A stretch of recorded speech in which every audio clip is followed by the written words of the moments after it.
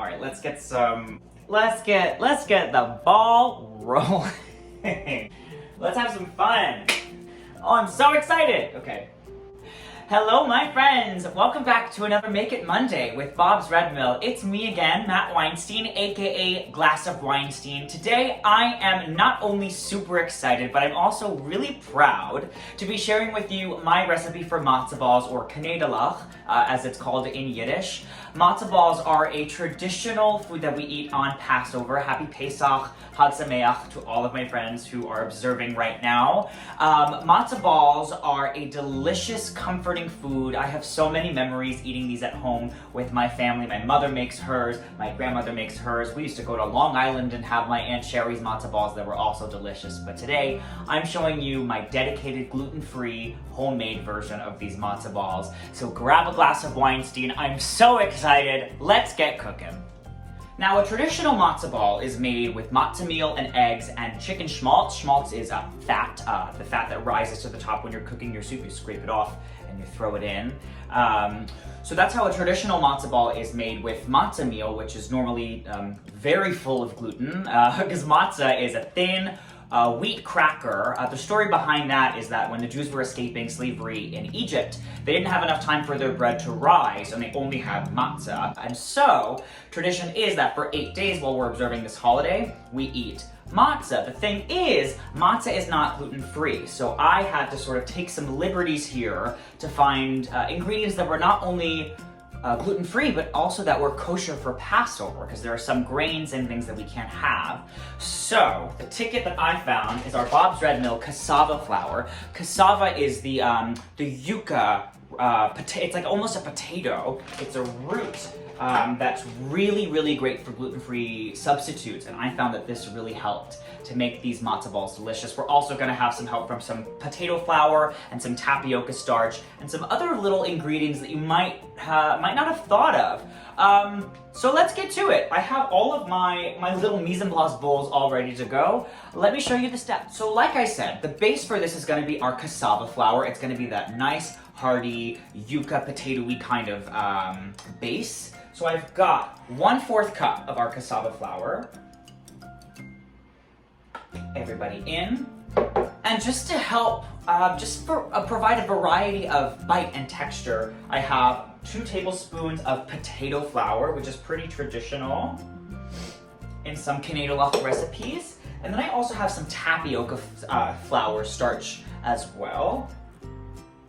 And again, we're using 3 different kinds of starches and flours here, just so that there is a more well-rounded bite. I've tried this with so many different variants, and this combination here definitely gave me the most pillowy, delicious matzo ball. So I'm super excited about that. I have some spices here. It's basically 1 teaspoon each of garlic powder, onion powder, dried dill, and salt. So we have all of that going in.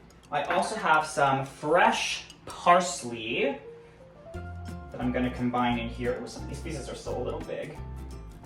Just tear them up. The fresh parsley, obviously, keyword is fresh. It's just going to add a nice variance of flavor to these matzo balls. Maybe about a tablespoon of the parsley. And then we have our wet ingredients. Before I add our wet ingredients, I'm just going to give this a quick little stir, get everything nice and combined. I love the color that the parsley and the dill add. It just looks super, super traditional. I might get emotional during this. Matzo balls and Passover are such an important part of my life. I have so many amazing memories, and I just love hosting Passover dinner, the Seder, every year. I'm hoping that this year I can do a really small one. I didn't get to do one at all last year because of the panorama that's happening. Anyway, where was I? I'm adding my wet ingredients. We've got 2 eggs that we're gonna pour right in.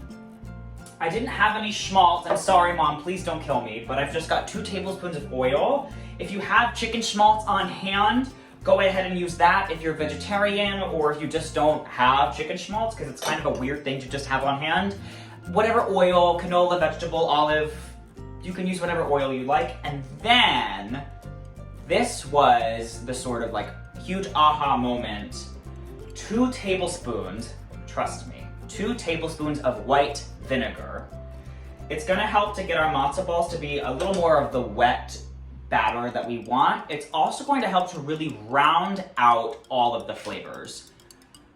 It came to me in like a dream. Just trust me. So 2 eggs, 2 tablespoons of oil or schmaltz, and 2 tablespoons of vinegar. And we're just gonna beat and combine everything together here. And it's going to be a little bit of a wetter batter, but we're gonna let it all chill and firm up so that when it's time to drop them in our water, it'll all be firm and ready to go. And I've got some tips and tricks on how to do that as well. Ooh, get off of my whisk. It's definitely gonna be sticky, so brace yourself for that. It's gonna be a little bit sticky, but worth it. I might actually get a little spoonula here to help me, a little rubber spatula, just because this whisk is not doing it for me.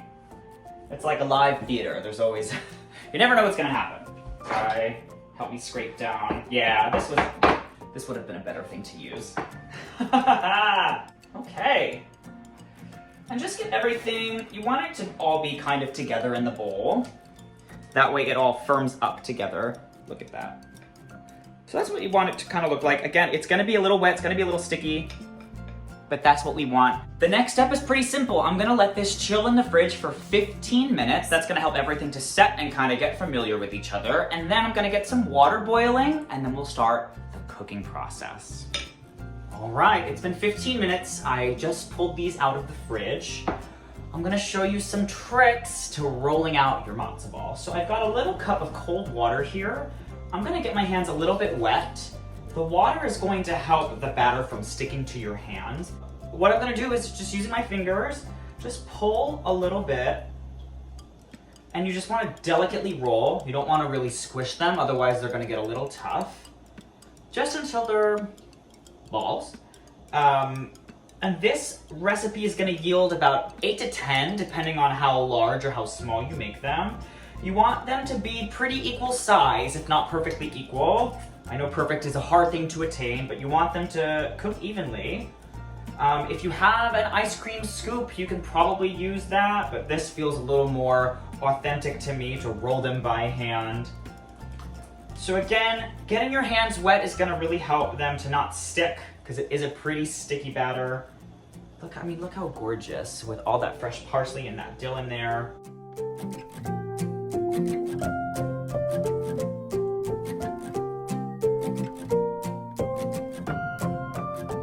So I managed to roll about 8 of these.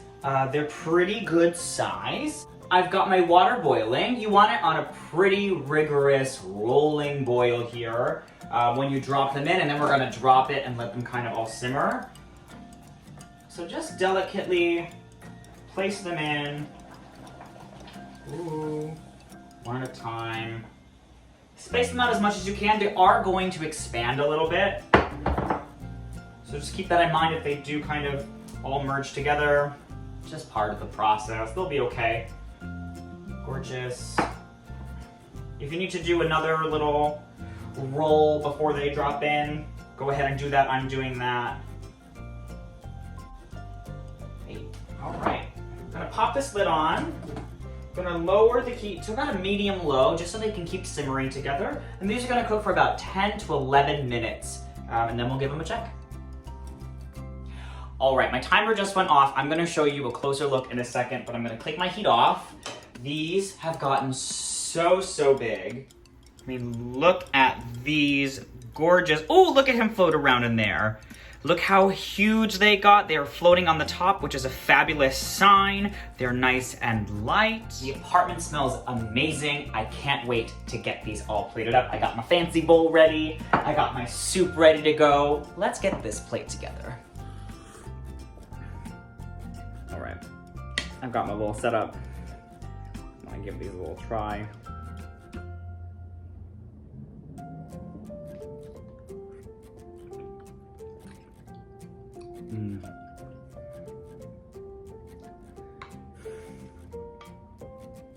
It's really nice.